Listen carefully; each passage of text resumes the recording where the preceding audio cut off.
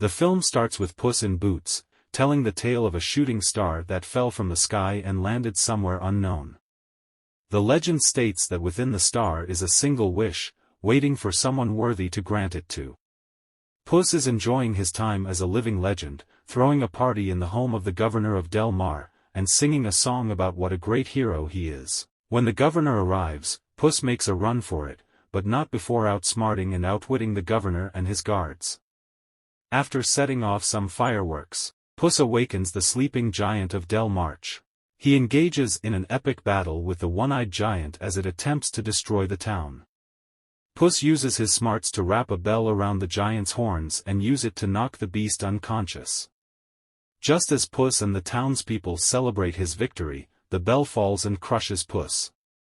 Puss wakes up in the office of the town doctor, Anthony Mendez. He informs Puss that the bell killed him, but Puss doesn't care because cats have 9 lives. However, the doctor makes Puss think about all the other times he's died, in a bullfight, in a bad poker game, falling off a ledge, getting burned while making cookies, with a quick appearance from Gingy the gingerbread man, launched out of a cannon, crushed by a large weight, and an allergic reaction to shellfish. That means Puss is down to his last life. The doctor suggests Puss retire from his life of adventure, but the cat is confident he has nothing to worry about. While sitting in a pub, Puss is met by the mysterious big bad wolf, Wagner Moura. He brandishes 2 scythes, but Puss is quick to draw his own sword, only to be just as quickly disarmed. The wolf proves to be one of Puss's most challenging foes, as he is fast and manages to cut Puss with his scythe. Puss flees and realizes he fears the wolf, and he has no choice but to hang up his boots for good. Following the doctor's suggestion, Puss is taken in by a cat lady named Mama Luna. First, he buries his boots, hat, and cape as if he himself were dead for good, and then joins Mama Luna's other cats that don't take kindly to him. Puss becomes miserable in his now domesticated life. He is then met by a small dog posing as a cat, Harvey Guillen. Puss refers to the unnamed dog as Perito. Goldilocks, Florence Pugh, and the 3 bears, Papa, Mama, and Baby, make their way close to Mama Luna's home, as they are bounty hunters, searching for Puss for a secret job. They arrive at Mama Luna's and break in, demanding to know where Puss is.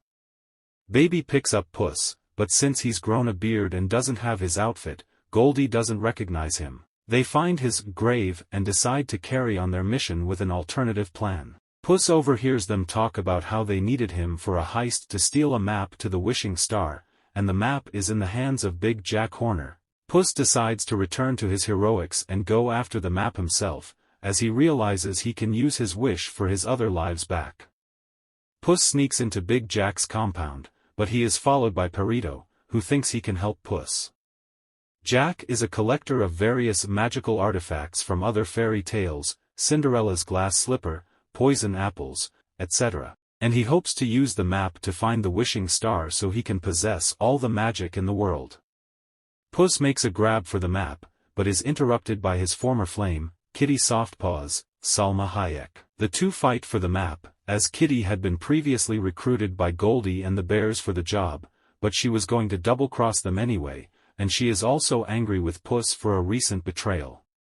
Jack spots them and goes after them, but Puss and Kitty hop on a carriage driven by Perito to get them away from Jack's goons. Jack then gathers his baker's dozen of henchmen, along with necessary magical artifacts, to get the map back. Just as the heroes get away, Puss is frightened when he appears to see the wolf in the shadows. Puss, Kitty, and Perito stop running and continue on their journey to the star by entering the dark forest through a portal. They find that the map can alter the environment depending on who is holding it. When Puss and Kitty grab it, their paths are destined to be dark and dangerous, but when Perito holds it, the path turns into a happy rainbow land due to his endless optimism. The cats decide to let him hold the map. They then notice Goldie and the bears dropping down, forcing them to move faster. On their journey, the trio has to get through a pocket full of posies, a field of giant flowers that attack Puss and Kitty, but Perito sniffing the flowers endears them to him. As he puts it, the cats have to stop and smell the roses. Goldie and the bears, plus Jack and his henchmen, also come across the posies, but they have less luck and some of Jack's men are eaten or outright killed, while Goldie and the bears are able to fight their way through. The main trio keeps moving, with Perito telling Puss and Kitty his backstory. His original family would routinely try to get rid of him, as though they were just pranks, and he kept coming back, so they finally managed to get rid of him for good by throwing him in a sock with a stone into the river. While Puss and Kitty are mortified by how sad his story is, Perito sees the silver lining in everything. He ends up wandering away from the group and into a brightly colored forest, where Jack and his goons are waiting and grab Perito. Another fight breaks out after Goldie and the bears show up, and Jack's goons get killed again when he hits them with unicorn horns that make them burst into confetti. During the struggle, Goldie and the bears take the map from the trio. Jack also meets a talking cricket, you-know-who tries to find the good in Jack and be his conscience. It doesn't work out. Puss ends up running as the environment changes into a darker and scarier forest, where he fears that the wolf is following him. Perito finds Puss and tries to comfort him. He confesses to Perito that he needs the wish to save his life. Puss also explains to Perito what he did that made Kitty angry with him. He left her at the altar on their wedding day because he felt there was no room for anyone in his life of adventure. Kitty overhears Puss express regret for hurting her, and she decides to help him back up. When Goldie opens the map, she and the bears are led to their old cottage where they first found Goldie after she snuck in.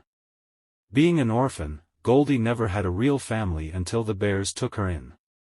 They are set to let her have the wish for herself. Meanwhile, the trio sneak into the cottage, with Puss managing to swipe the map back until they are found again. As they try to escape, Goldie grabs Perito as a hostage while the environment continues shifting. Puss grabs the map, and it traps him inside a giant crystal cave. He shows the map to Kitty so that she may track Perito down while Puss tries to find a way out. Perito sits as Goldie and Baby argue and exchange insults, but he tells them that they have the perfect family that he wishes he always had. As the bears start taking a liking to Perito, Kitty manages to swipe Perito and get away. Goldie and the bears get lost while trying to find their way back, leading to an argument where Goldie says her wish is to have a real family, as in, a human one. This breaks the bears' hearts, but Mama promises to help Goldie get her wish if it will make her happy.